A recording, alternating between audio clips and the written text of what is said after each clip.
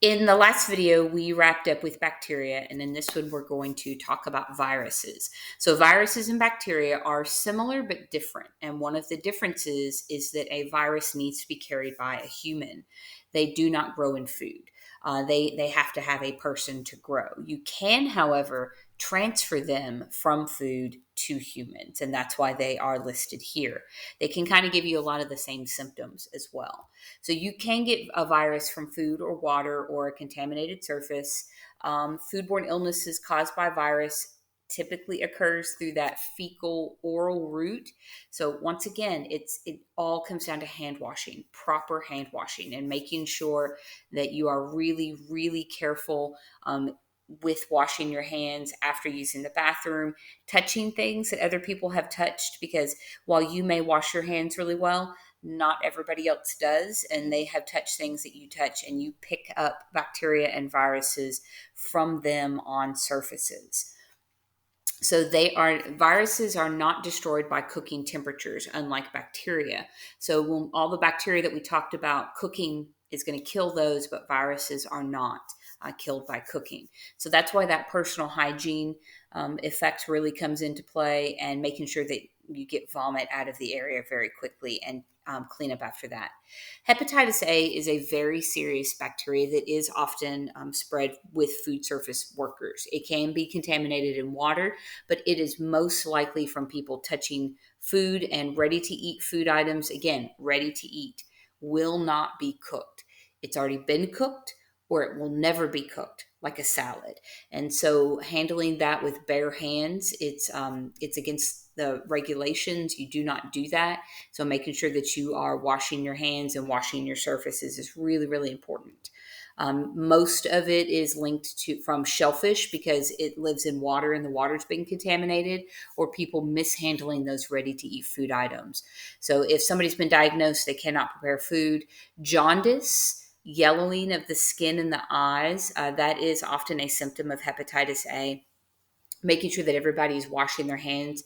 There is no bare hand contact with ready to eat foods, and make sure that you get your shellfish from good suppliers.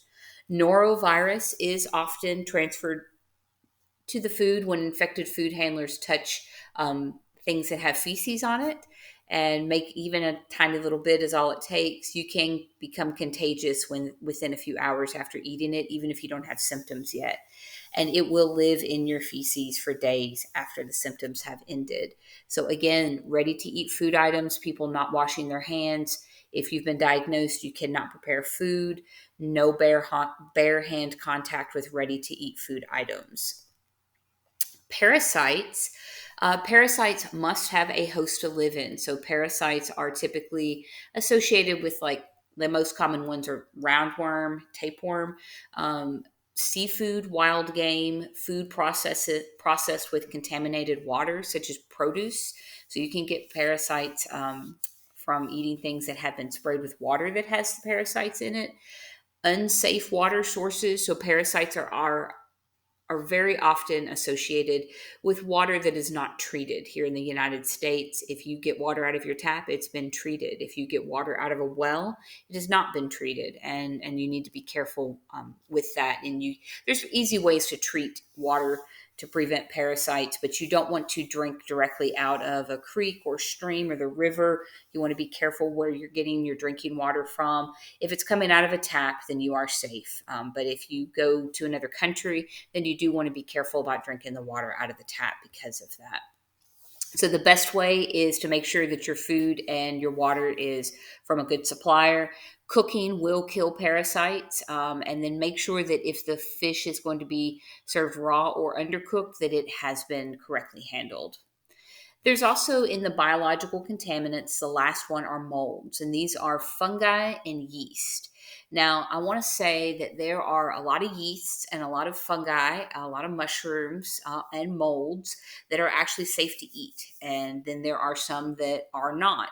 And you don't really know which one is. So don't eat the moldy food, but there are certain foods like different cheeses, and they have molds on them, and that's normal, and that's a part of their process. Mushrooms, unless you are familiar, don't pick mushrooms wild and eat them. The mushrooms that you can eat out of the wild and forage, they're pretty easy to identify. So if you get into foraging for mushrooms, it's actually a really cool thing to do. And there's a lot of really awesome mushrooms that are safe to eat, but there are some that are not. So make sure that you know what you're doing. Don't just pick a random mushroom out in the middle of nowhere and eat it.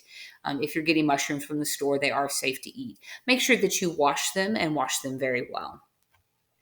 Chemical contaminants. Chemical contaminants are the second type. So this wraps up biological contaminants.